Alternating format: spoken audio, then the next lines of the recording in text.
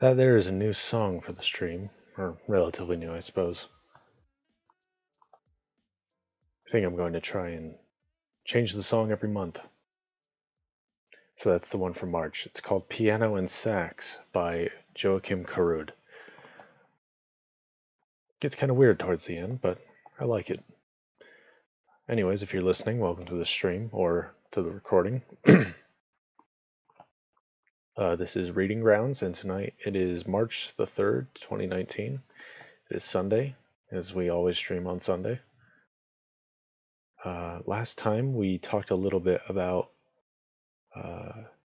manga in theory and practice, The Craft of Creating Manga by Hirohiko Araki, the mangaka who is responsible for JoJo's Bizarre Adventure, one of the greatest comics of all time. We've been talking about his book, Manga in Theory and Practice, because it talks about writing. And it specifically talks about writing in terms of manga, because, of course, that's what Hirohiko Araki understands. Was translated into English, and we were kind of going over it, and I was comparing my own sort of take and interpretation of it.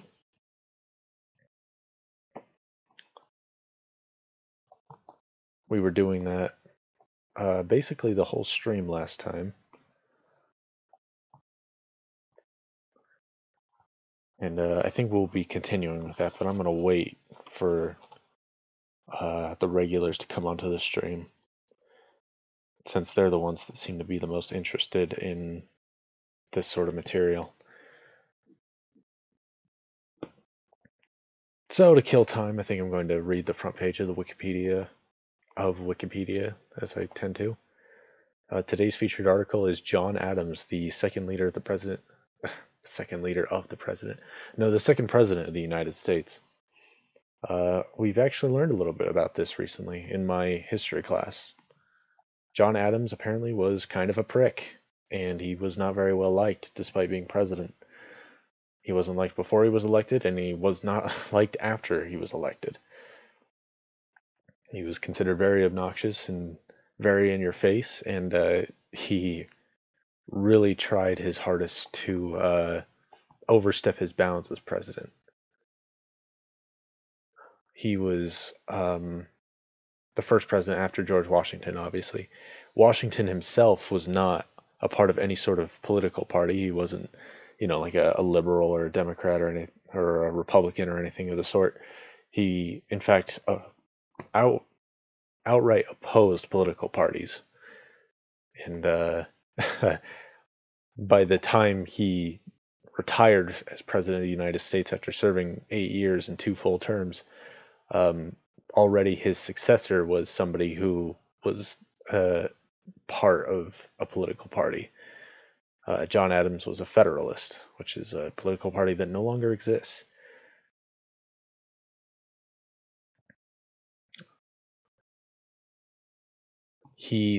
John Adams signed controversial Alien and Sedition Acts, which were, click on the link here, 4 laws passed by Federalist-dominated Congress, signed into law by President John Adams, made it harder for immigrants to become citizens, allowed the president to imprison and deport non-citizens who are deemed dangerous or from a hostile nation, and criminalized making false statements that were critical of the federal government. So not even a decade into the United States and the end of the Revolutionary War, and already we've got somebody who's trying to establish basically his own little tyranny. And a big part of that was that John Adams wanted to do so because of the opposing political party, which was the Democratic Republicans, who were led by Thomas Jefferson. So Thomas Jefferson and John Adams were opposed to one another, and they obviously raced against each other for the presidential election. John Adams barely won out. Thomas Jefferson got second. But the thing is, what was kind of funny about that is that at the time, the Electoral College, you cast one vote for the president, and then you cast an entirely separate ballot for the vice president. And then the idea was that whoever was in second place would become the vice president. That way, if the president was indisposed, the second most popular choice would step up to the plate. But immediately after following George Washington, we saw this as a problem because John Adams and Thomas Jefferson were neck and neck, and Thomas Jefferson ended up coming up in second.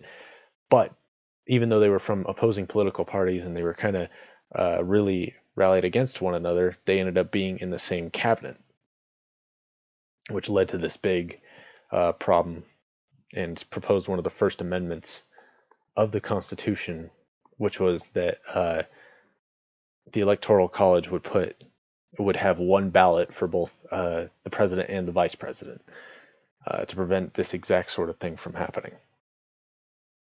But a big reason why John Adams passed the Alien and Sedition Acts was in part to keep and suppress the press, actually, and to keep his political rivals, the Democratic Republicans, in check, which is kind of interesting, especially these days when you have someone like Donald Trump who is, decrying fake news and really out to get his political opponents. It makes me think a lot of John Adams, and John Adams makes me think a lot of Donald Trump. So it's kind of funny how history repeats itself like that. In the end, John Adams ended up losing his re-election to Thomas Jefferson, and politics and their disagreements and all that soiled their friendship. The Federalist Party would go on for a couple of years, but I don't think they ever got another person in office as president of the United States, mostly because John Adams was just such a dick. So that's today's American history lesson. It's really interesting stuff. I never even realized how much I liked U.S. history until I took this class that I'm taking now. But there's a lot of really interesting stuff, and all this political intrigue, and all this political philosophy, and just a lot of cause and effect. And in general, I actually have found that I really like history, and I've enjoyed reading about it, and I hope to learn more about it in general, not just the United States, but history overall.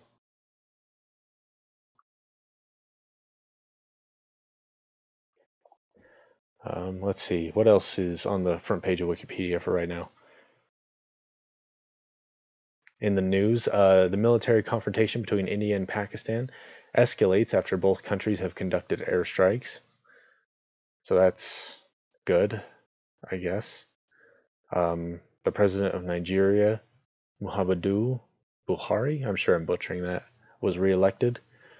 Cardinal George Pell became the highest ranking member of the Catholic Church to be convicted of child sex abuse. The Academy Awards, I don't really give a crap about any of that. Let's see, on this day in history, it counts March 4th, even though technically right now it's March 3rd where I am. In 1769, French astronomer Charles Messier first noted the Orion Nebula, a bright nebula situated south of Orion's belt, later cataloging it as the 42nd item in his list of Messier objects. Let's see here. In 1944, Murder Inc. leader Louis Buchalter? I don't know how to pronounce that. Became the only major mob boss to receive the death penalty in the United States after being convicted of murder. If you're calling yourself Murder Inc., you're either a rap group or bootleggers. I should dread the Federalist Papers. They are very interesting. I'm sure that would be, I originally started this stream actually as a way to put people to sleep, like bedtime stories and the such. So maybe I could do that with some of those. I'm sure I'd find it interesting, but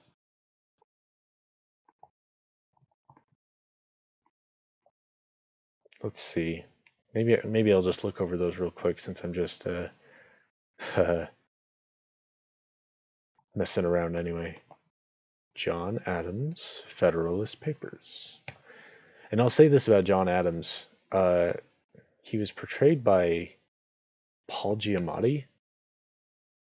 And Paul Giamatti is one of the most underrated actors to ever exist. He's incredible, but he only seems to ever get like terrible roles where he's playing a character that just is stupid, or uh, the show is stupid, or whatever. But he's an incredible actor in his own right, and I wish he got better roles. But he portrayed John Adams in a American television miniseries, and I think we watched that in high school actually. All I remember was that I really liked his acting, and that was basically it. Let's see, what else has Paul Giamatti been up to lately? While I'm thinking about him, he's in all these movies and things I've never even heard of. He was in Straight Outta Compton, which I never saw, of course, because I never leave the house. Um, let's see, he's been in. Oh, he is BoJack Horseman. Okay, or no, he was in BoJack Horseman. Never mind. I don't watch that show, so I don't do anything. Oh man. Okay, he was Hamlet in a stage production at Yale Repertory Theater. That's kind of awesome. I love Hamlet. Anyways, let's take a look at these Federalist Papers. Let's see. According to the Wikipedia article, the Federalist Papers are a collection of 85 articles and essays written by Alexander Hamilton, James Madison, and John Jay under the pseudonym Publius to promote the ratification of the United States Constitution. First 77 of these essays were published serially in the Independent Journal, New York Packet. Actually, I do remember being taught a little bit about this in history. I don't remember exactly what I learned from it, though, which probably doesn't reflect well on me, but, I do what I can. Federalist Paper number 10 is generally regarded as the most important of the 85 articles from a philosophical perspective. In it, James Madison discusses the meaning of preventing rule by majority faction and advocates a large commercial republic. This is complemented by Federalist number 14, in which Madison takes the measure of the United States, declares it appropriate for an extended republic, and concludes with a memorable defense of the constitutional and political creativity of the Federal Convention. In Federalist number 84, Hamilton makes the case that there is no need to amend the Constitution by adding a Bill of Rights, insisting that the various provisions in the proposed Constitution protecting liberty amount to a Bill of Rights, whatever that means. Federalist also written by Hamilton. You know what? I'm going to read a little bit about Alexander Hamilton because he is a fascinating figure, obviously. That's why there's a musical dedicated to him. I'll read about his childhood. Alexander Hamilton was born and spent part of his childhood in Charlestown, the capital of the island of Nevis in the Leeward Islands, then part of the British West Indies. Hamilton and his older brother James Jr. were born out of wedlock to Rachel Fauquet. I think that's how that'd be pronounced. A married woman of half British and half French Huguenot descent, and James A. Hamilton, a Scotsman who was the fourth son of Laird Alexander Hamilton of Grange, Ayrshire. Speculation that Hamilton's mother was of mixed race, though persistent, is not substantiated by verifiable evidence. She was listed as white on tax rolls, for whatever that's worth. It is not certain the year of Hamilton's birth. Most historical evidence after Hamilton's arrival in North America supports the idea that he was born in 1757, including Hamilton's own writings. Hamilton listed his birth year 1757, blah, blah, blah. Let's see here. Oh my word. I don't care what year he was born. It does not matter. It's not why I'm...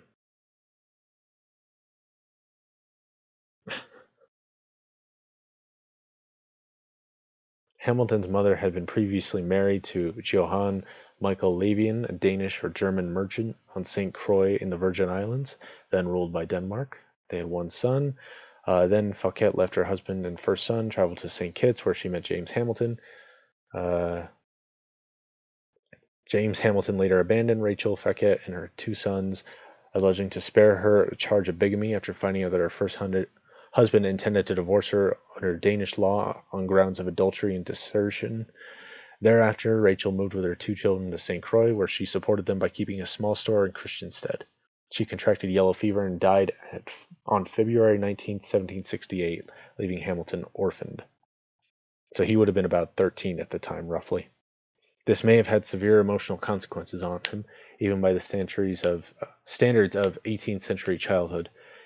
In probate court, Fouquet's first husband seized her estate and obtained the few valuables that she owned, including some household silverware. Many items were auctioned off, but a friend purchased the family books and returned them to Hamilton.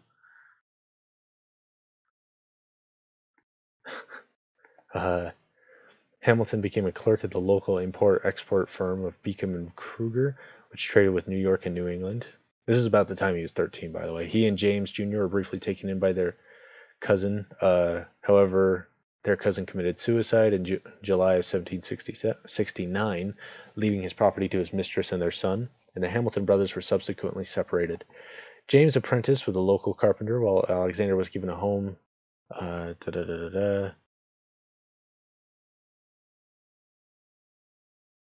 Something about not sure who Hamilton's father is. Hamilton proved capable enough as a trader to be left in charge of the firm for 5 months in 1771 while the owner was away at sea. So based on the rough estimations of age, with him being born maybe in 1755, that makes him like 15, 16 at the time. He remained an avid reader and later developed an interest in writing. He began to desire a life outside the island where he lived. He wrote a letter to his father that was a detailed account of a hurricane which had devastated Christiansted on August 30th, 1772. The letter was published in a gazette. A biographer, Ron Chernow, found the Hamilton letter astonishing for two reasons. First, that, quote, for all its bombastic excesses, it does seem wondrous that a self-educated clerk could write with such verve and gusto, unquote, and second, that a teenage boy produced an apocalyptic fire and brimstone sermon viewing the hurricane as divine rebuke to human vanity and pomposity. The essay impressed community leaders who collected a fund to send Hamilton to North American colonies for his education. So the Church of England denied membership to Alexander and James Hamilton Jr. And education in the church school because their parents were not legally married. They received individual tutoring and classes in a private school led by a Jewish headmistress. Alexander supplemented his education with a family library of 34 books. In October 1772, he arrived by ship in Boston, where he proceeded to New York, where he took lodgings with Hercule Mulligan, brother of a traveler, 1773 in preparation for college work.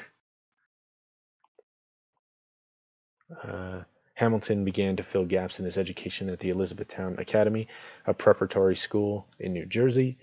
He came under the influence of William Livingston, a leading intellectual and revolutionary, with whom he lived with for a time at his Liberty Hall.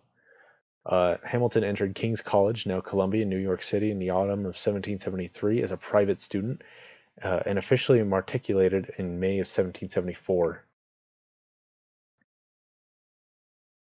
His college roommate and lifelong friend spoke glowingly of his clarity in concisely explaining the Patriots' case against the British, and what is credited as Hamilton's first public appearance on July 6, 1774. Blah, blah, blah.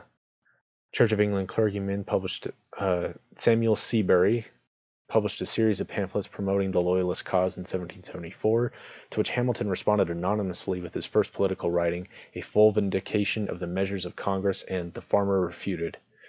Seabury essentially tried to provoke fear in the colonies, and his main objective was to stop potential union among the colonies. Hamilton published 2 additional texts, blah, blah, blah.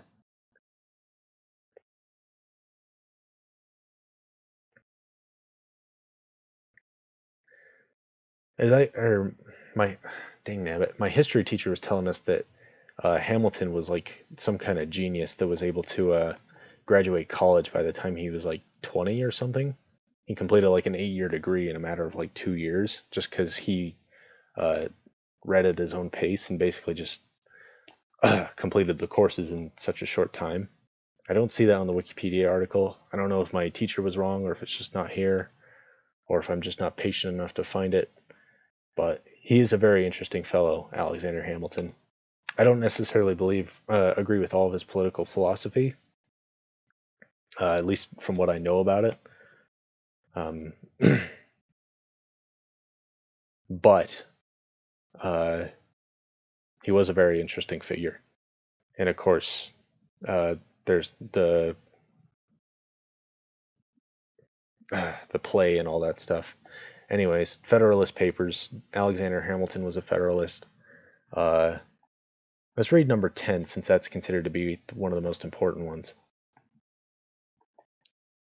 Oh, that one was actually written by James Madison, so, discard all that previous biography stuff. It is a series of essays. It is an essay written by James Madison, a series of essays initiated by Alexander Hamilton, arguing for the ratification of the United States Constitution. Published under the name Publius, Federalist number 10. It's one of the most highly regarded of all American political writings. Number 10 addresses the question of how to reconcile citizens with interests contrary to the rights of those others, or inimical. Is that how you say that? I've never even seen that word, actually. Inimical. Yeah, inimical, meaning to intending to obstruct or harm, with interests contrary to the rights of others or inimical to the interests of the community as a whole. Madison saw factions as inevitable due to the nature of man. That is, as long as men hold differing opinions, have differing amounts of wealth, and own differing amounts of property, they will continue to form alliances with people who are most similar to them and will sometimes work against the public interest and infringe upon the rights of others. He thus questions how to guard against those dangers, rather.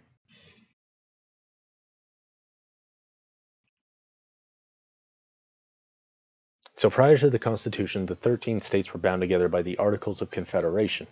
These were in essence a military alliance between sovereign nations adopted to better fight the Revolutionary War. Congress had no power to tax, and as a result was not able to pay debts resulting from the Revolution. James Madison, George Washington, Benjamin Franklin, and others feared a breakup of the Union and national bankruptcy. Like Washington, Madison felt the Revolution had not resolved the social problems that had triggered it, and the excesses ascribed to the king were now being repeated by the state legislatures. In this view, Shays' Rebellion, an armed uprising in Massachusetts, was simply one, albeit extreme, example of democratic excess in the aftermath of the war. A national convention was called for May 1787 to revise the Articles of Confederation.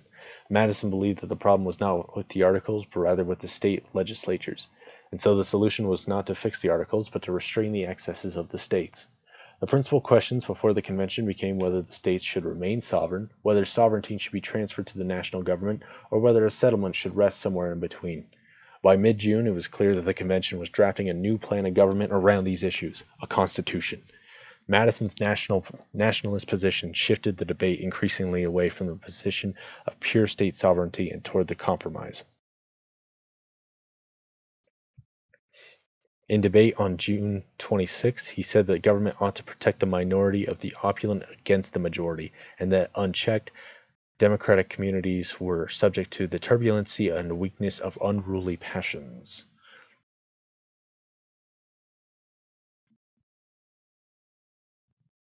Make of that what you will.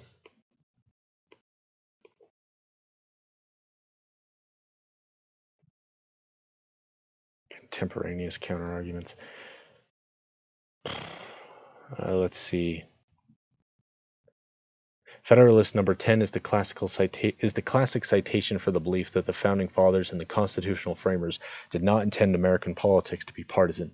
For instance, United States Supreme Court Justice John Paul Stevens cites the paper for the statement, "Parties rank high on the list of evils the Constitution was designed to check." So here's another thing about being against political parties. During a California provision that forbids candidates from running as independents within 1 year of holding a partisan affiliation, Justice Byron White made apparent the court's belief that Madison spoke for the framers of the Constitution. quote, California apparently believes that the founding fathers that splintered parties and unrestrained factionalism may do significant damage to the fabric of the government, unquote. So this goes back a little bit to that idea that America should be nonpartisan. That's something that I agree with. I'm nonpartisan myself. I don't believe in political parties. I think they're kind of foolishness because, I know everything. But I believe that issues should be tackled on a case-by-case basis and not necessarily on a more broad scale, which is one of the many reasons why George Washington is someone so, I want to say, idealistic. He's the ideal of what maybe an American president should be.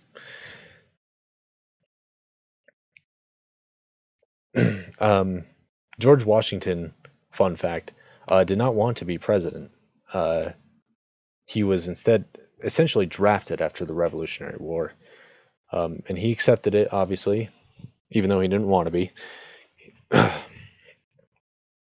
And I personally think that's why he was considered to be such a great president, at least in part, is because he did not want to be a leader. And with a lot of people that have their own self-interest in minds, particularly with Donald Trump, like no one forced Donald Trump to run. He had his own ideas in mind. Not even necessarily that having an ideal is a problem, but it puts a damper on things, I think. And, it's sort of interesting to see that somebody like George Washington can essentially become an unwilling president, but then also be a really good one. I don't really know how to describe that, but essentially I think those two ideas are related. That sounded a lot smarter in my head, so I'm just going to stop talking about that. Otherwise, I'll betray myself to be a fool. Well, so far the stream is still kind of empty. It's just Kagan, and nobody likes him. My usual crowd isn't here for some reason, which is great. But just to spite them, whoops. I think I am going to be reading. I'm going to be reading things anyway.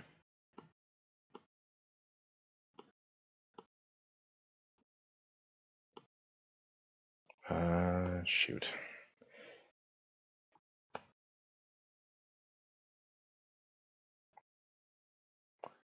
I'm going to try and get some text in here first, though.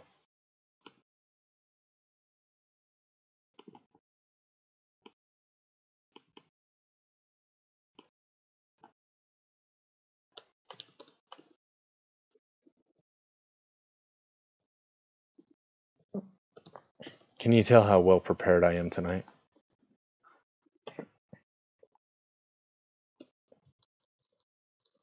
Well, whatever. You do what you can, right?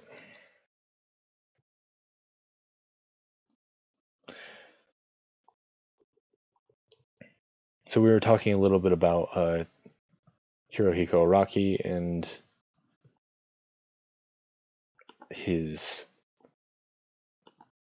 basically his theory or his philosophy about good writing. Oh, are you kidding me? Jeez. I was hoping to move that text because it's off center. Kagan, I love you, kind of. No homo. Thanks for coming on the stream if you're leaving, but, you don't have to. What is... Okay. No, that's the wrong one. Ugh. I'm good at streaming, I promise.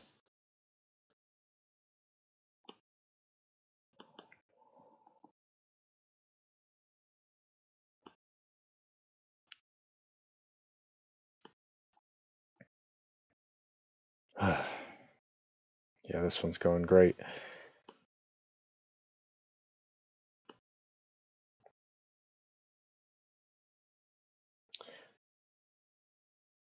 I was messing around with a little bit with some of the stream things, and Now everything's ruined.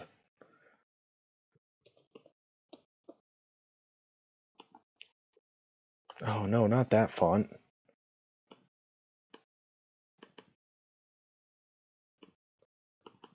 You gotta get the right typeface.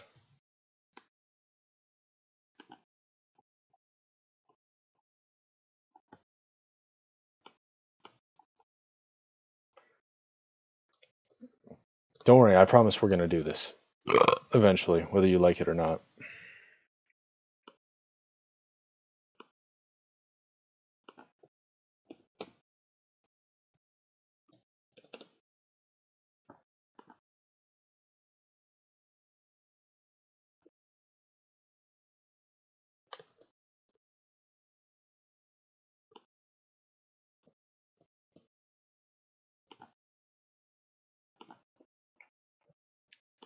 In the meantime, just enjoy the really awkward silence. If nothing else, I'm very good at that. Okay, I think we've got something manageable, finally. And in like 2 seconds, somebody's going to be pointing out some sort of typo that I made. Oh, you big dumb. And I'd be like, yeah, actually, I kind of am. Okay, now we're ready. 20 minutes later. So we were talking a little bit about theory and practice. And the funny thing is that even though I'm stumbling and really awkward tonight, I actually did prepare a little bit. I actually, like 15, 20 minutes before the stream started, I actually sat down and I picked the new music for the month, and I read a little bit ahead in the reading material so that I could paraphrase it and understand it. And I'm still stumbling. So, that's always good. It's kind of funny how sometimes if you just improvise, if you're extemporaneous, you do a little bit better. And then other times you prepare and you're just complete, this. I don't want to swear on the stream, but you know exactly what I'm thinking about. Everyone knows what I'm thinking about. They're really good at guessing what I'm thinking about, and that's kind of scary to me, actually. But whatever. Okay, so there's a section in here where Hirohiko Araki talks about his comic and one of his spin-offs, and he talks about the protagonist of it. There's a spin-off from JoJo's Bizarre Adventure called Thus Spoke Rohan Kishibe. Rohan Kishibe being one of the characters. And so it's this one-shot, and I think this particular part of the one-shot called Poacher's Coast, I think this one was done like years after Rohan Kishibe was first introduced. He was first introduced in part 4, which was around 1999.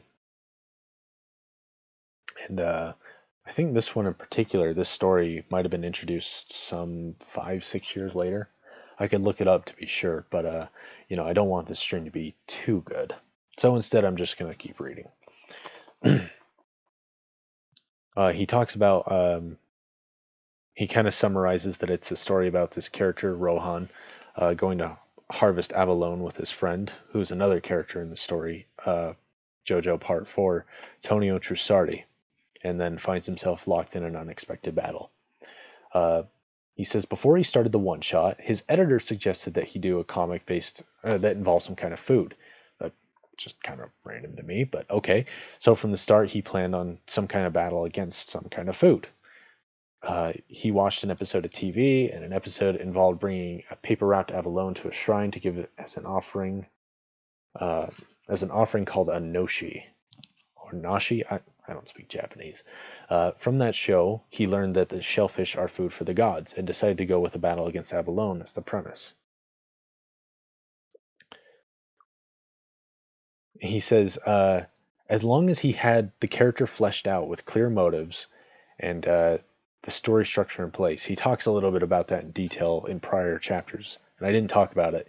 He calls it Kisho Tenketsu, which I guess translated means introduction, development, twist, resolution. So essentially like a story arc. As long as he had that structure in place, he can put that character in that situation, naturally follow what their behavior would be.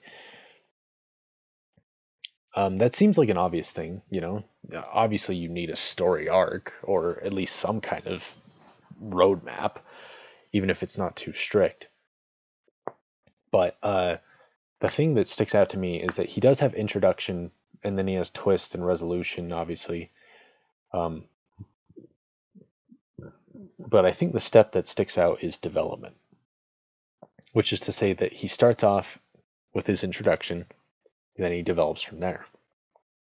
He has the twist, and then he develops from there. And because of that development, we get a resolution. And that resolution in and of itself is sort of a development in and of its own right.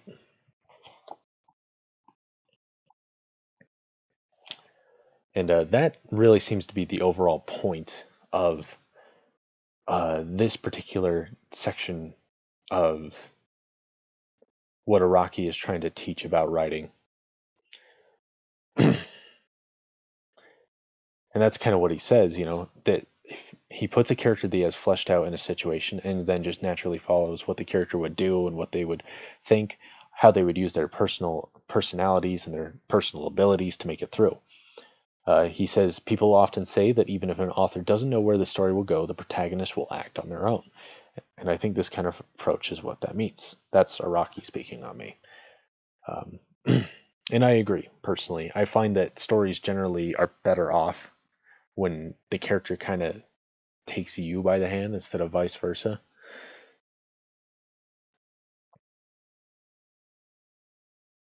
Just as people in real life will go about their lives with or without set plans for the next day, the character will act as they are meant to act. If you have the setting and the characters in order, you can leave the rest to them. I find that that's generally true. And he gives an outline for the story of Poacher's Coast. Rohan is confronted by large abalones. He assumes that they won't be anything to worry about, but then they grab his leg and drag him underwater. He starts to run out of breath. Even more abalones latch onto him. He sinks to the sea floor and sees the skeletons of dead poachers, but he remembers something that was established earlier, that octopodes are the natural enemy of abalones, and he uses the knowledge to break free. Rather than explicitly write a story, all he did was let Rohan as a character act. So going over that again, that thing about development being the key word here, Rohan encounters not just abalones, but he encounters large ones that are a thing. But the development from that is that he just assumes that they won't be a problem, which is obviously you have to kind of take my word for it, given that I'm lecturing. But he just assumes that the large abalones won't be a problem because that's his personality. He doesn't really worry too much about what other people or other things are going to affect him. But then, the conflict comes along. He gets grabbed and dragged and starts to run out of breath, and even more abalones start to latch onto him. This is development, obviously escalating. Not just that he's being grabbed and dragged, but that he's running out of breath, and that even more of these abalones are latching onto him. And then even more development is that as he sinks to the floor, he sees the skeletons of dead poachers who met similar fates. That's another escalation, which is development. And then, of course, there was a bit of foreshadowing earlier on, which is that octopodes are natural enemies of abalones, and then using that knowledge to break free. And in the end,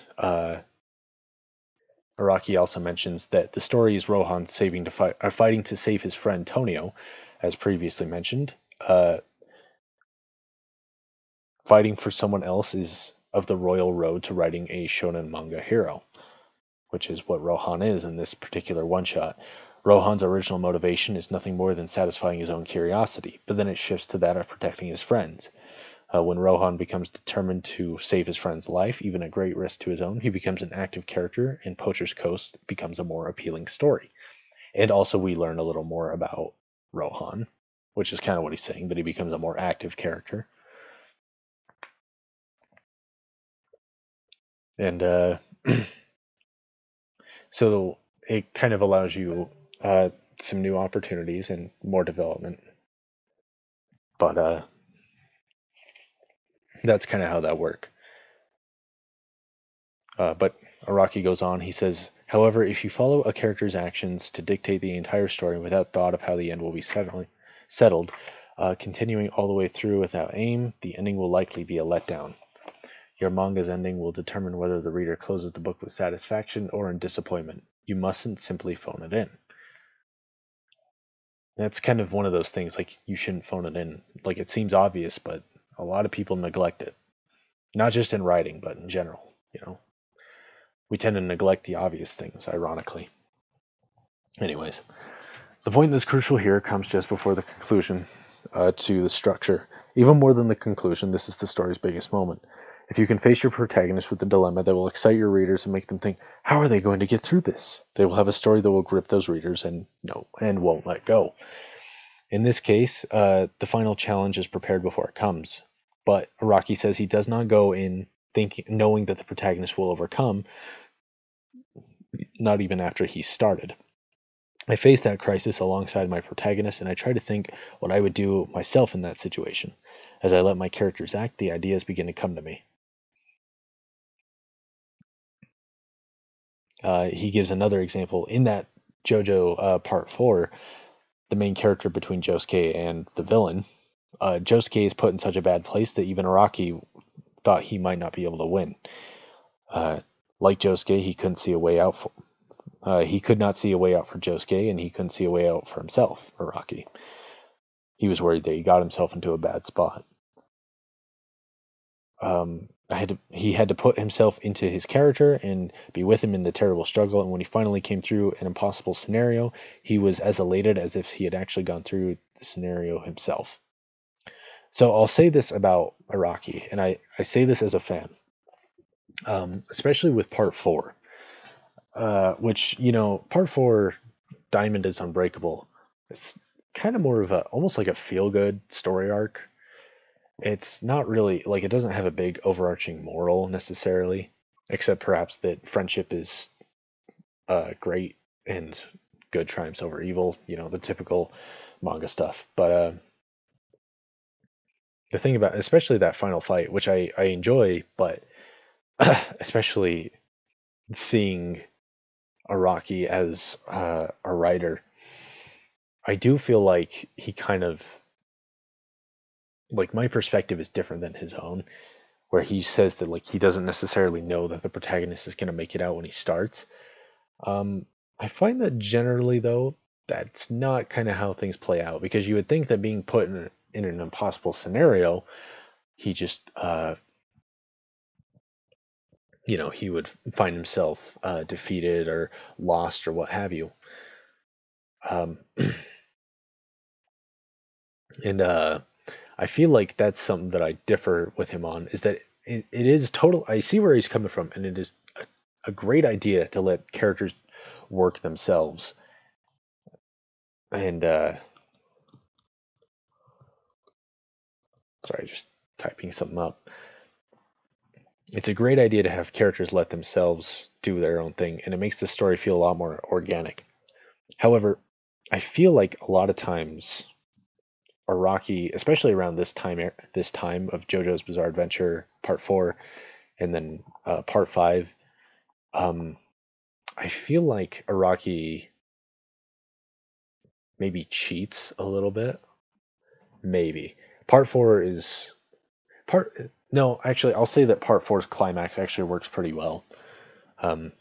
Part 5 more so, where it feels like he kind of cheats, and maybe even a little bit of Part 3. And I love Part 3. I love Stardust Crusaders, but there's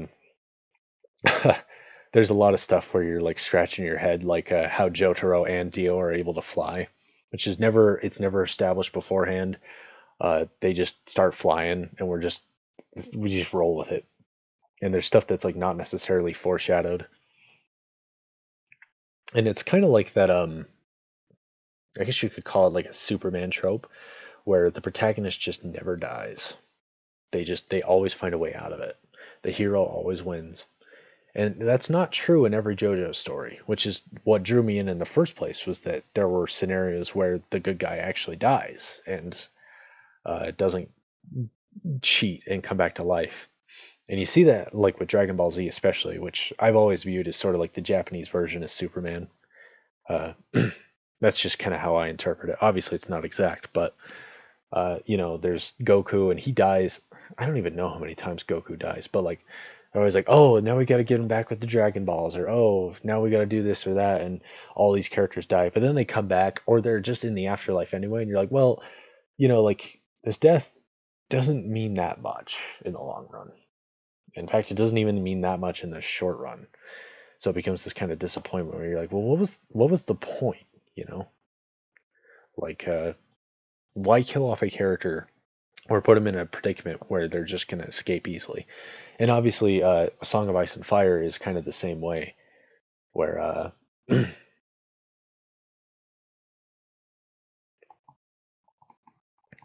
George R. R. Martin has gone on record saying that, like, uh, it's not very exciting when you know that the hero is always going to make it out. It's not very interesting to know that good always triumphs, because then you're sitting there and you're like, well, why am I even reading this? Why is it that why is this happening? Or why is this happening? No, it's the opposite. Why am I reading this? Like, I know what's going to happen. There's no challenge, there's no intrigue, there's no nothing. Just a character who dies. Or who dies and then comes back, and there's nothing to really change that or make it interesting. And obviously that's something that George R. R. Martin has striven to try and subvert, and try and do something a little more interesting.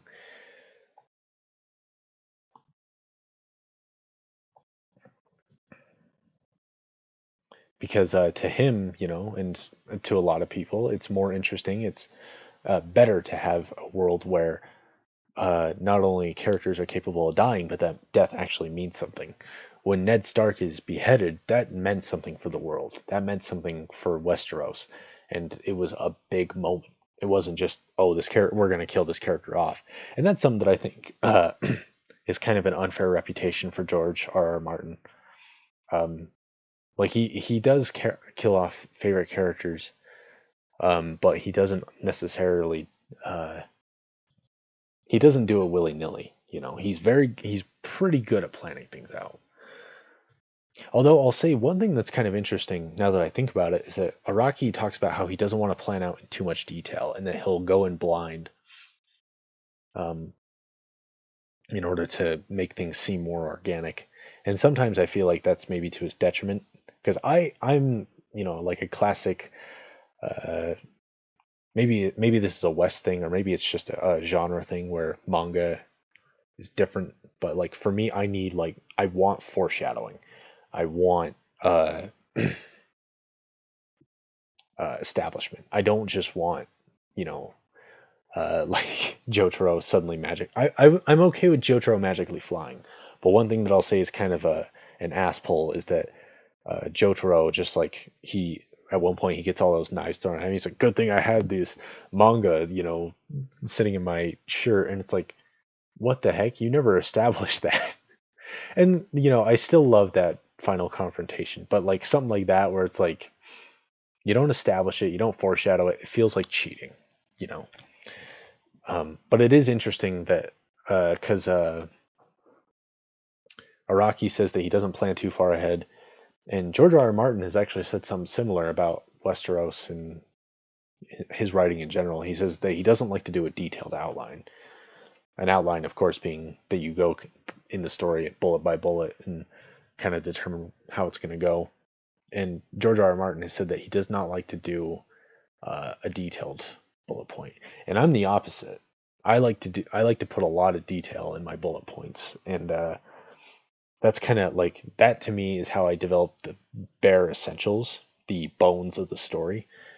That's how I know that the shape of it is good, and that's how that I know that what's happening isn't just that it's going someplace. Because I have a lot of stories where I'll start off and then they don't end up going anywhere, or I write myself into a corner. I'm like, well, crap, that wasn't good.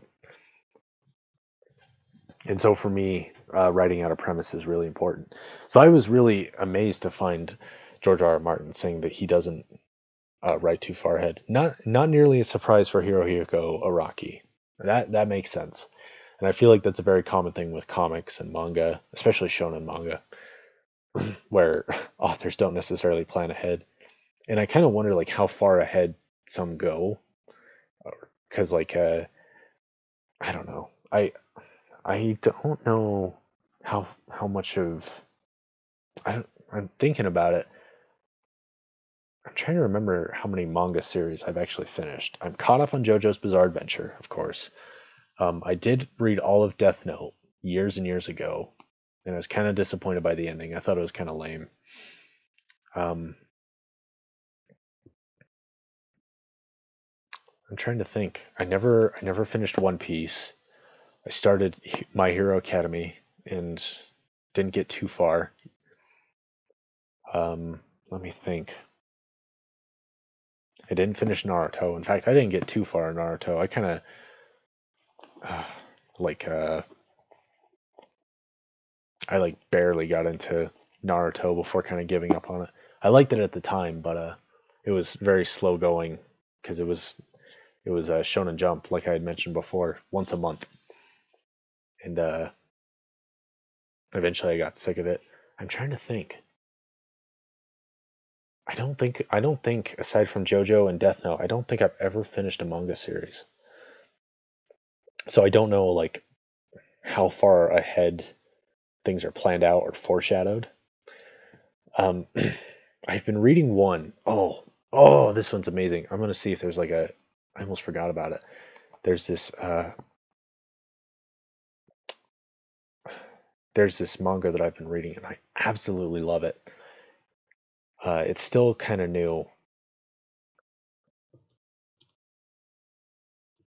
It's called Witch Hat Atelier, and it's this.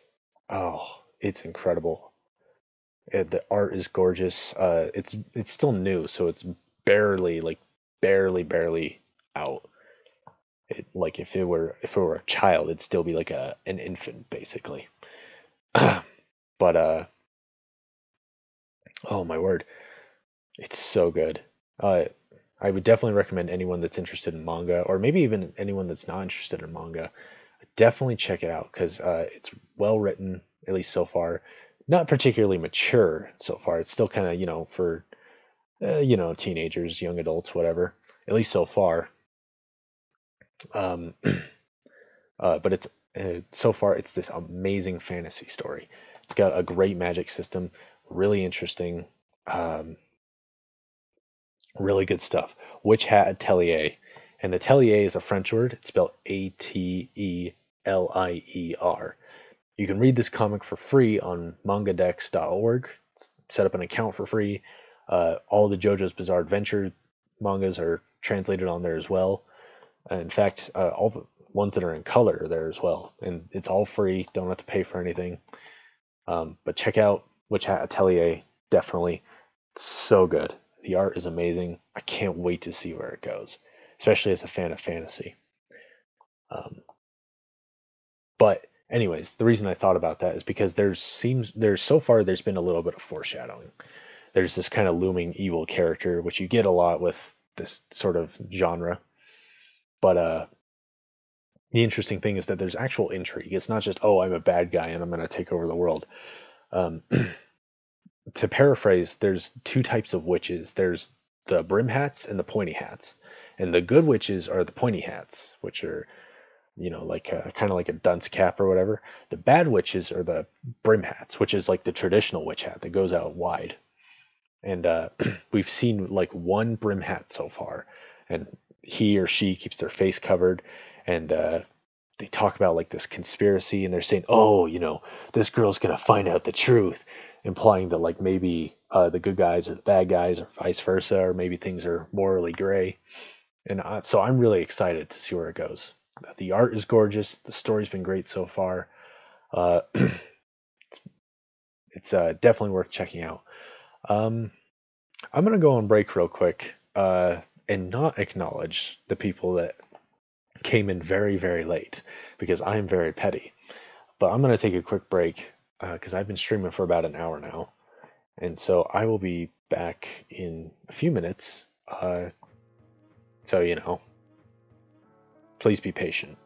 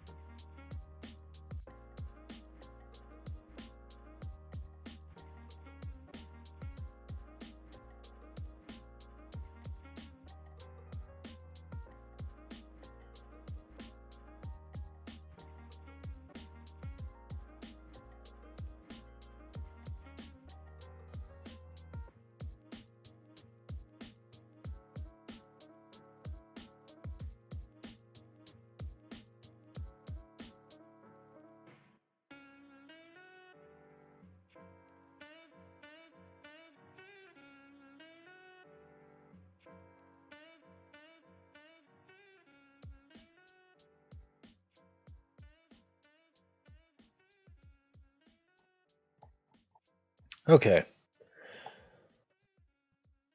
So I was talking a little bit about Witch Hat Atelier. Um, I'm gonna post a link to that in the description because it's really good. Excuse me. Needs to stop belching on stream. Need to stop stumbling on stream. That'll be the day.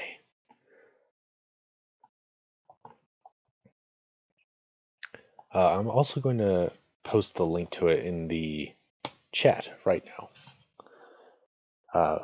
But Witch Hat Atelier, it's incredible. Definitely give it a read. Very good stuff. Gorgeous art. Also not very fan servicey, which is usually what turns me away from anime and manga.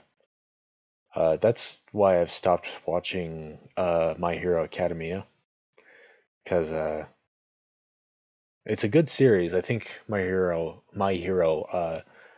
I think it's leading up to something, and it seems like it does some things that are really great. For instance, I really hate the chosen one trope. I hate that. I hate it. Hate it. Because it implies that you have to be born great in order to be great, which is BS. You don't. That's not how it works. Talent is cheap, and you only get where you want to go by working. So I absolutely hate it. I hate the chosen one trope, and My Hero Academy does a good job of subverting that, because the main character is somebody that doesn't have a superpower. They're called quirks in that world. And so you might hear that, and if you're familiar with genre fiction, you might think, oh, so he's going to secretly have the world's greatest power, or some other crap, or oh, his dad is actually going to be some crazy awesome person, and he'll have this hidden potential within him. And instead of doing that, it's a lot more complex. He gets a quirk, but it's given to him, and it's only given to him because he's a good person, because he's courageous and actually heroic, even without having superpowers. which is, oh, it's great. I love that.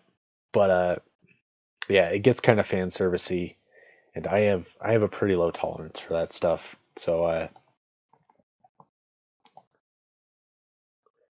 unfortunately, I'm no longer following My Hero Academy. It is pretty good though. If you don't mind the fan service, if you're not affected by it as much as I am. Ah, thought I'd muted that.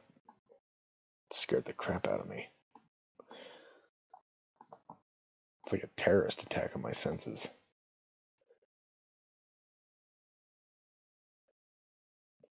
Anyways, so thank you for coming to the stream, Shelby and Kimmery and anybody else that's here. Feel free to introduce yourself in the chat. We're always excited to meet new friends. But we've been talking a little bit about writing and writing theory, I guess, which is a fancy way of saying that we like to smell our own farts.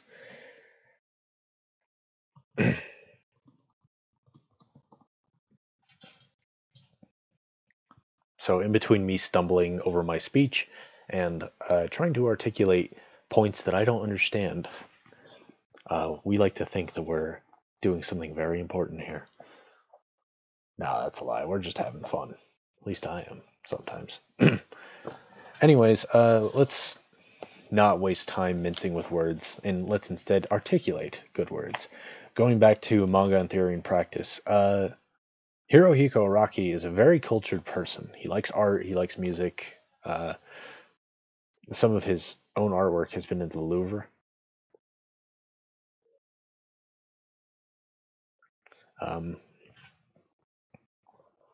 He loves fashion, especially, and that tends to show up in his stuff.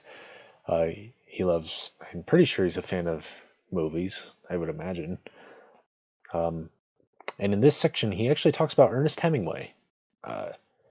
He says, your story will be created by your character's action, but it's important that they not try to explain the story. If I were to start a Rohan Kishibe one-shot with Rohan expounding, I'm a mangaka and I'm thinking about going to find new material for a story, that's something that really caught my interest, and that is, not only would that be clunky, it's not something that I want to do. I believe that the story must be revealed organically through your character's actions, natural conversations, mannerisms, locations, and so on. A perfect example of this show-don't-tell approach can be found in Ernest Hemingway's short story, The Killers. The story begins with a scene where two men enter a lunchroom and order their meals. The kind of men they are is revealed not through direct descriptions, but through the things the two men say. And he posts an excerpt from the beginning of the story to illustrate that. I'll have the roast pork tenderloin with applesauce and mashed potatoes, the first man said. It isn't ready yet. What the hell do you put it on the card for? That's the dinner, George explained. You can get that at 6 o'clock. George looked at the counter on the wall looked at the clock on the wall behind the counter. It's 5 o'clock. Clock says 20 minutes past 5, the second man said. It's 20 minutes fast. Oh, to hell with the clock, the first man said. What have you got to eat? I can give you any kind of sandwiches, George said. You can have ham and eggs, bacon and eggs, liver and bacon, or a steak. Give me your chicken croquettes with green peas and cream sauce and mashed potatoes. That's the dinner. Everything we want's the dinner, huh? That's the way you work it. Without writing, Araki says, the two men have killed before, or they have guns, they are hired killers, or anything of that sort. The back and forth dialogue creates a vivid image that these two are not average men, but are some sort of criminals. Obviously, reading it out loud, I have to dramatize a little bit, but it goes into that subtlety. The short story continues almost entirely using dialogue to paint the scenes, and that's all it needs to flesh out the characters and setting. The story is a good example for showing you exactly how to write, and its strong influence can be felt on the tough back and forth dialogue of hard-boiled detective fiction in Quentin Tarantino's movies and beyond. I myself too rather like Tarantino's movies. Not all of them, but most of them. His best is Inglourious Basterds by far. Fight me.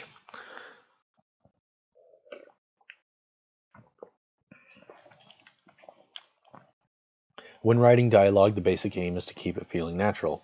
As your characters go about their actions, don't overthink the dialogue. Just write what they would naturally say in each situation.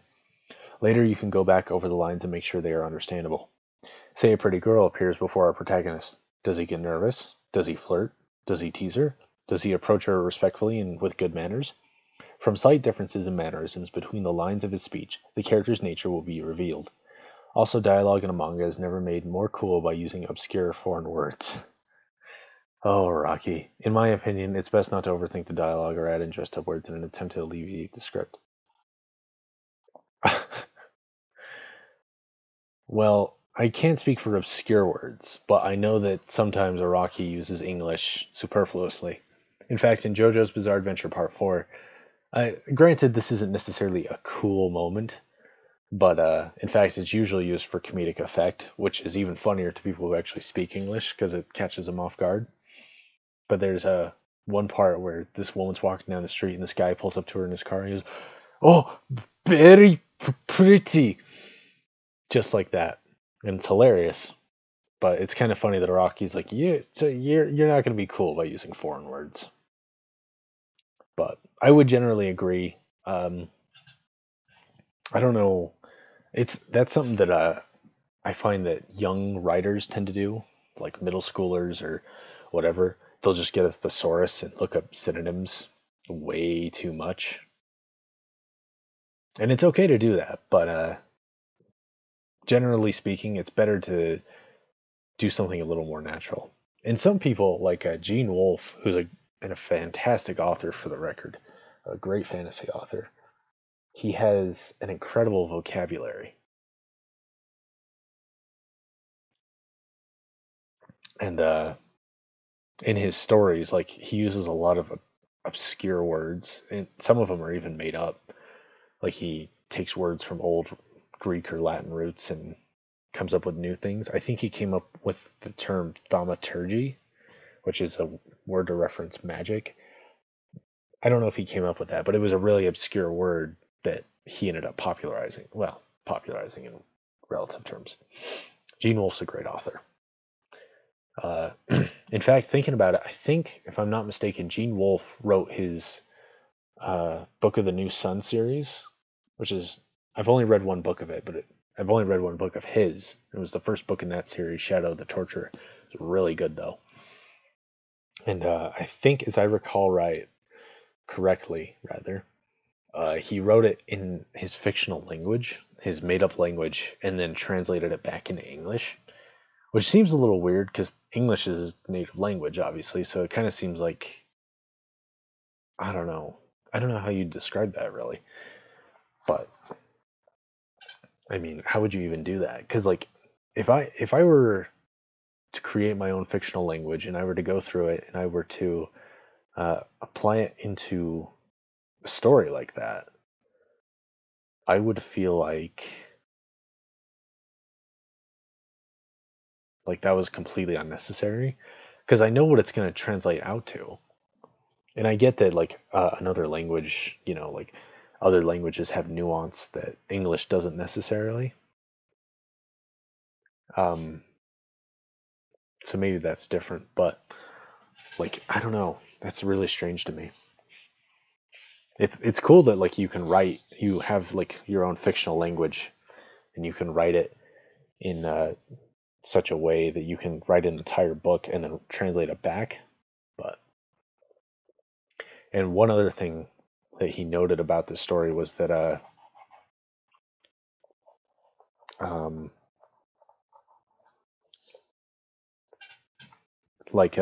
Latin gets used once in a while. I think his sword is called Terminus Est, which is like the final line or something like that, translated from Latin. And he wrote in the afterword, he says that Latin is used in this story to demonstrate a language that the main character would find to be archaic and unnecessary, which implies that there's more than one fictional language at play and that he had to use Latin to represent that. Fictional languages, that's a whole nother topic. I don't know much about that. I've actually started one a while back,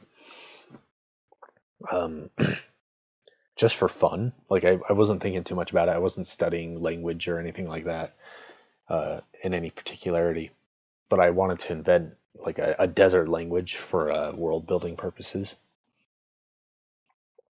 And so I started on it, and I've got a fair amount of vocabulary, and it was a lot of fun coming up with like symbolism and double meanings. And I found that the culture itself expounded based on me coming up with that. Like I came up with little like cultural norms and history based on puns or double meanings or compound words in that fictional language. I don't know if I could really write a complete language though. That's so much work. I don't know. Maybe it's better to say never say never. But that's one thing Tolkien did is he just loved making languages. In fact, I think that was what he did first. Pretty sure. I think that he invented Elvish and then came up with the elves to justify it. And then he worked on their culture through that. And then there was more than one Elvish in his stories. There was like High Elvish, I think, and like Low Elvish. I'm probably wrong about this. I don't know much about it, but then there's the Black Speech, which is the stuff that Sauron uses. So you got all these languages, and they're all different histories and meanings, and it's enough to make your head spin. Which is part of the reason why people love Tolkien because it feels so organic and interesting. But language is another thing. I don't know if I would necessarily recommend an aspiring writer study linguistics unless they intend to write a fictional language because it'll teach them a lot about how a language is structured.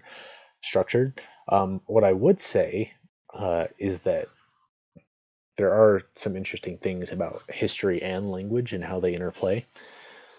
And it can tell us a lot about psychology and philosophy and all this stuff. And it tells you about how people and societies function. And one such instance is something I learned in linguistics, which I had never known otherwise, was that during the slave trade, years and years and years ago, I think before the American Revolution, African slaves would be sorted into cages of different tribes, and they would all speak different languages. Excuse me. And this was done on purpose so that, shoot, what am I even trying to say? This was done on purpose because they didn't want the slaves to communicate with each other and potentially revolt or sabotage or what have you. And what ended up happening was that these slaves, who were illiterate, not really educated at all, just from some random tribes, did not speak a word of language with one another. They ended up coming up with new languages specifically to communicate with one another. Like just these totally illiterate slaves sitting in cages, nothing to do all day. All they did was come up with a language. And that's amazing, that human beings have that need to communicate. So much so that when that power is taken away from us, we'll find a new way to do it. Um, so something like that is important to remember because you might write a story and you might want to be like, oh, I think the villain's going to take away their speech. But then it's like, well, in real life, human beings would try to do something about that. And something would change because of it. So stuff like that is great inspiration for writing. Aside from that, language and linguistics, I'm not a linguist. I don't like linguistics. Even as somebody that admires like languages, I can't do it. I could never be a linguist. It just I don't even know what a linguist does, to be honest, because there's all this stuff that they teach you about. And I understand that some of it is used for like speech therapy or what have you. But for the most part, I'm sitting here and I'm like, I don't know. I guess it's mostly an academic thing. And a big part of it is like preserving languages and trying to examine cultures based on language. But anyways, I won't spend too much time complaining about school. So Araki talks about dialogue and writing, and he says ultimately the best approach to communicating your story is to write characters with a way of thinking that's relevant to your own life, and to write dialogue that is easily understood and similar to daily speech. This will allow your story to reveal itself and help you express the world of your creation. If I suddenly walked into a desk, this is Araki, I'd probably say something like, "What the heck is this desk doing here?" Those are the kinds of lines that would come naturally to me if I was in that situation. I wouldn't say, "I hope I didn't hurt that desk," or "Wow, that was something else." I'm often told that the dialogue in my manga is distinctive, but I'm only writing lines based on the way I actually think and talk in my daily life. I'll say that that's generally true for the writing that I've done.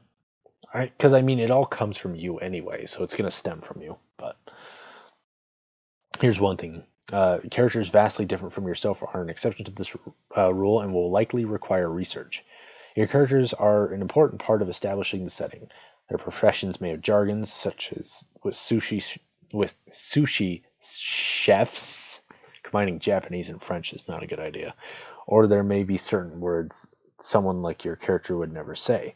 In the case of historical fiction, you may or may not want to reproduce the language of the time, but if you throw in a few words from that period, you can better convey the sense of being in that time.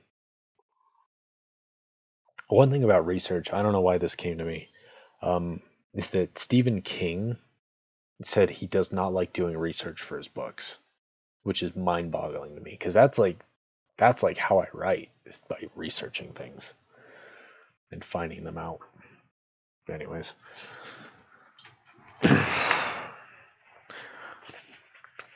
One more thing on dialogue, because manga has the ability to draw readers into a fantasy world with the turn of a page, dialogue calls for more than being natural, but also to have feeling that only manga can include.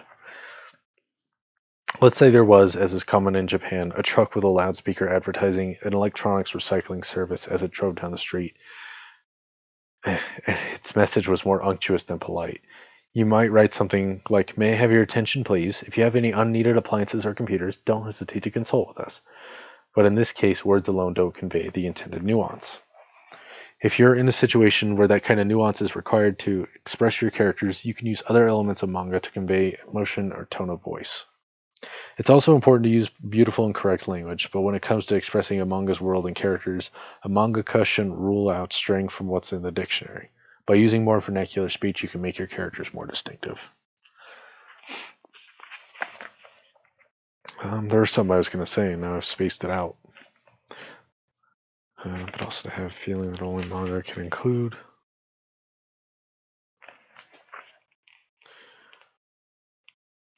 Dang nabbit.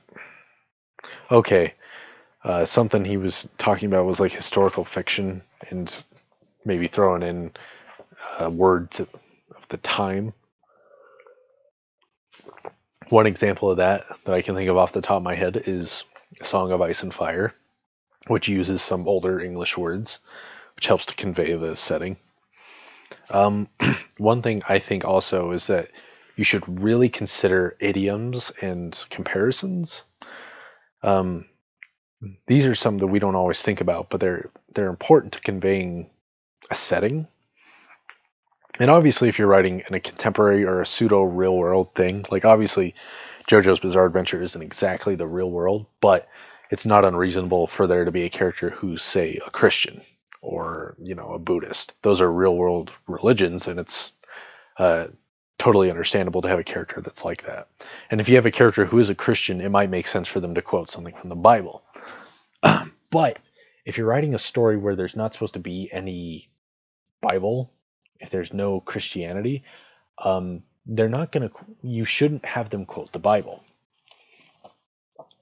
And there are a lot of things in our language that come from the Bible. A lot of things, because for a long time that was basically the only book people had access to. And things like an eye for an eye or turn the other cheek, those are from the Bible. So you might want to convey a message like turn the other cheek. Like maybe a character is like, "Oh, you should turn the other cheek." But then you think about it and you think, well, there's no Bible in this universe. There's no Holy Bible, at least. There's no Christianity necessarily. And theoretically, like you could introduce the Bible, but then, you risk having suspension of disbelief. You could even just have like a pseudo Bible, Holy Bible, or whatever work you're quoting, like Shakespeare. And like maybe you say like instead of the Holy Bible, it's the good book, just for sake of example. And they read it and they say, oh, look at this passage. It says, when you are slapped on the butt, you should turn to them your other cheek. Or even something like, if you are stabbed in the ribs, you should let them stab your other ribs and then say thank you. And like you'll technically get across your message if somebody quotes that instead of saying turn the other cheek. But that still runs the risk of people being like, well, why did you, like, oh, that's from the Bible. That's kind of distracting. So it's important to consider, like a society's history and its literature and its sayings. And that might take a bit of study, or you might find that it's something that kind of comes naturally to me, naturally to you. It comes naturally to me. You're doing your research and you're doing your writing, and suddenly I just have an idea. It comes naturally to me. Give me your information. But no, so you can look at sayings, not even biblical ones necessarily, but like folk sayings, and wonder why people say that. There was a line in The Witcher 3 early on where he's like, they say all you witches are bad, and then the Witcher is like, yeah, but they also say that mice are born of rotting straw. Aye, that they do. That's my Witcher impersonation. I'm Geralt of Rivia. I don't even like that game that much. Anyways, so that saying, mice are born of rotting straw, I don't know if that's a real world saying. It could be. But you think about it and you try and decide, okay, why would people say that? Where does that come from? Well, they're farmers, obviously. They have straw. And so mice are born of rotting straw. And it might stand to reason that they understand, no, actually, mice aren't created by straw just going bad. But if you have straw that's been sitting for a while and it starts to go bad, mice are going to use it for a breeding ground, and they're going to produce more mice and be a pest. So why does that saying prevail? It's not because of literature necessarily. It's not because of a religious book or a sermon or what have you, but it might be because they're all farmers, and so they tell their children like, oh, mice are born of rotten straw. Better clean up that straw, boyo, before I clout you on the ear. Or however they talk in Witcherland. So the point is that it makes sense for the setting. It adds a bit of depth.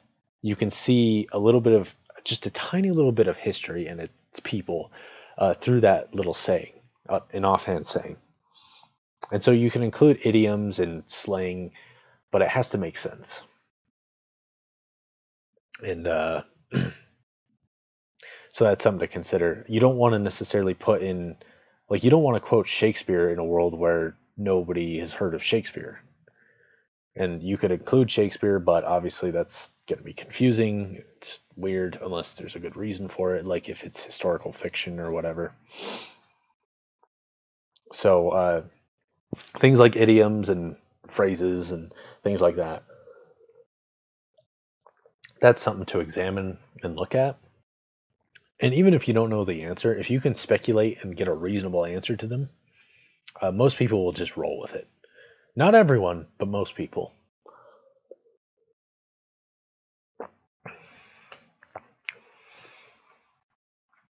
Like, you might be tempted to call someone an executioner, or you might call them. You might decide to do something a little more exotic or fantasy sounding, fantastic, I guess. So instead of saying executioner, you might want to say headsman, which is, people understand what that means. Or you could go a little further and research what people call executioners in other languages. Because in a lot of languages, in fact, in most languages, the word comes from something else. Executioner, for instance, comes from the word execute. To an executioner is someone who executes. Or a headsman, a man of heads, quite literally, which is admittedly, that's a bit of linguistics or maybe etymology, however you want to look at it. I'm going to maintain that it's etymology because I don't like linguistics. But anyways, if you look at something like that and you say, oh, okay, it's kind of a literal word, but headsman sounds cool, and it has a different flow from executioner, which might be more useful in a certain passage or in your writing, in your prose. Or you could take it a step further and look up, and in doing so, you might realize that the word for an executioner in German is Scharfrichter, which literally translated is Scharf, meaning sharp, and Richter, meaning judge. So, quite literally, an executioner in German is a sharp judge, or yeah. Um, so to say that you could do that if you were doing a Germanic setting, you could be like, "Oh, this guy, he's a sharp judge," or something like that. And initially, a reader might be like, "What the heck?" But then they do a little research and like, "Oh, a Scharfrichter," or like maybe you have a realization later on. But you can do that, and it happens with animals as well. Uh, for instance, dolphins used to be called like sea pigs, oddly enough, which is whatever. And apparently, in medieval times, they were actually eaten fairly regularly. But and like we just do that in language, where we call something something else, but with a modifier. So we don't like we call a certain animal a seahorse or a sea cow instead of a manatee or whatever. And these simple names, you could go your whole life hearing seahorse and not connect. Oh, it's a horse of the sea, and never make that connection. So it might be worth looking at words or phrases and trying to figure out where they come from and why we say them like that. Uh, Especially for periods and for fantasy, and it might even be fun to look up Old English, because Old English is a lot more different than you might think. Some people will think, oh, Old English, you just throw a little British on there, and you elongate things, and you make your teeth go bad, and you talk about dying of the plague at 13. But in reality, like, you read actual Old English, and you're like, what the heck is this? What am I reading? Like, there's all these like weird letters and e's and on it, and the prose is all strange, and the rhymes don't make sense in our current parlance because the pronunciation has changed. That's a fun one. But anyways, and that's something that you can do by reading a lot of history, or by reading fictionalized history, or even just a good fantasy where something like A Song of Ice and Fire, where there's a lot of historical basis. So George R. R. Martin uses uh, antiquated terms that expand your vocabulary and help you get a feel for the world that it's in. When you hear mulled wine, you might not know what that means, and then you get curious and you look it up and you find out that mulled means boiled, because people would boil their wine and then they would use it instead of antiseptic. Things like that. But writing is fun. Writing is fun. Writing is a lot of fun. So, something to consider. And there's a lot of like little nuances where like I've been reading. I think I've mentioned it before. I am reading rather. Oh, what the heck is it called? Name of the Wind by Patrick Rothfuss, which is the first in his series, and it kind of starts off slow, but then it gets a little more interesting. But most of the story, at least so far, has been told in retrospect, where this main character is giving his life story and explaining how he got there.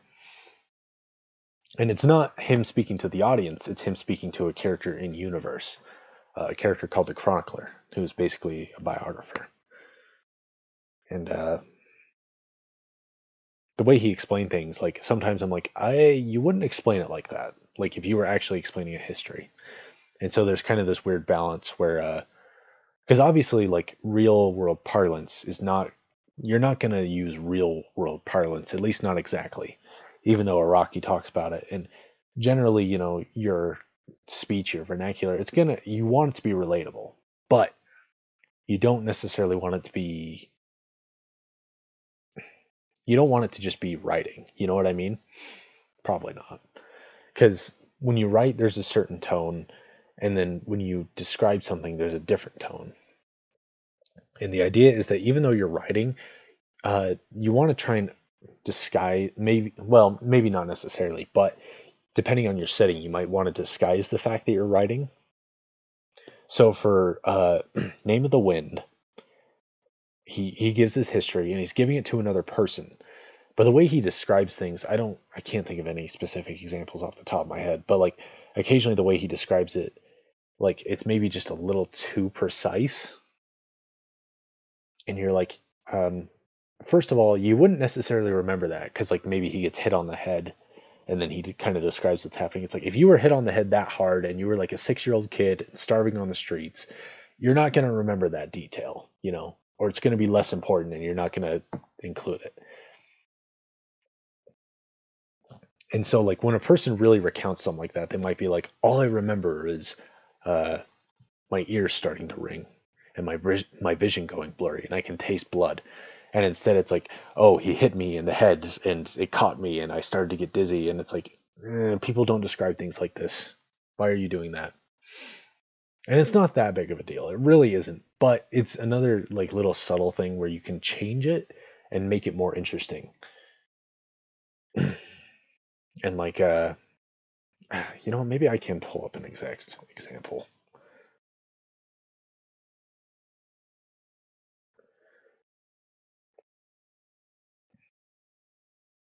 Maybe not. But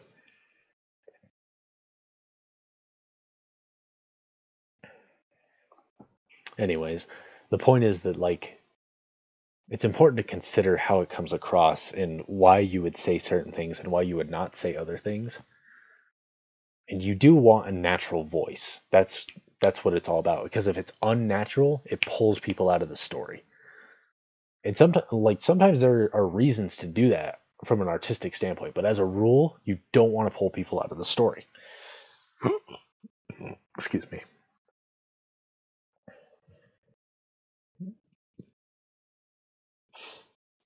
So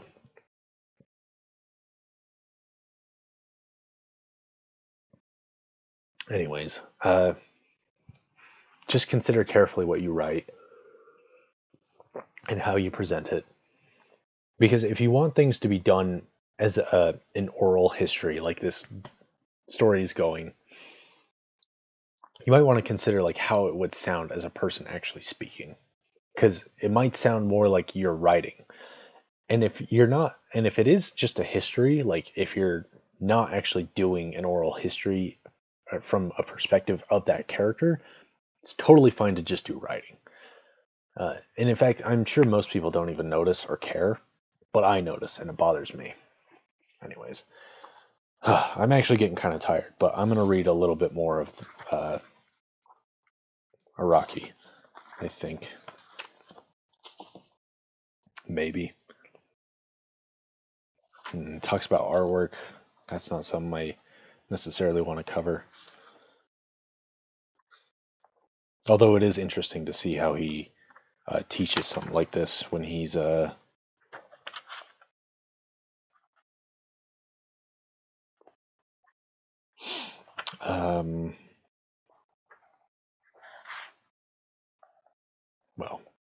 when he's teaching like this. Paper is more important than the pen, blah, blah, blah. What is... actually, I think I might actually just give up for the night. I think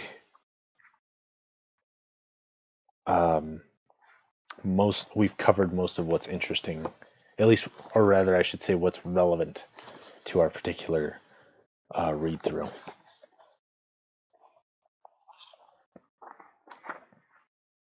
And maybe I could go on a bit, but maybe it might also be better to just move on and find something else to talk about. Because it's not bad, obviously, but I don't want to harp too much on it. But yeah, I think I'm going to call it a night, actually. It's a little early. I've only been streaming for about an hour and 30 minutes. But I'm just going to call it a night. Thank you for listening, if you are listening. And if you're not listening, no thanks to you. I'm not sure what I'm going to be doing next. Maybe I will just finish up a little bit of Araki next time, because I think there is a little more to talk about in this. And we'll find out for sure. But in the meantime, stay classy. Don't do drugs. Read Hat Atelier. It's so good. It's so good. Just read it. It's good. Anyways, I'm not only tired, but I'm also extra obnoxious tonight. So I'm just gonna cut this short. But again, thank you for listening. Don't forget to like and subscribe, I guess. Which I know sounds kind of disingenuous after doing so much crap. But thank you for coming on the stream. Hope you have a good night.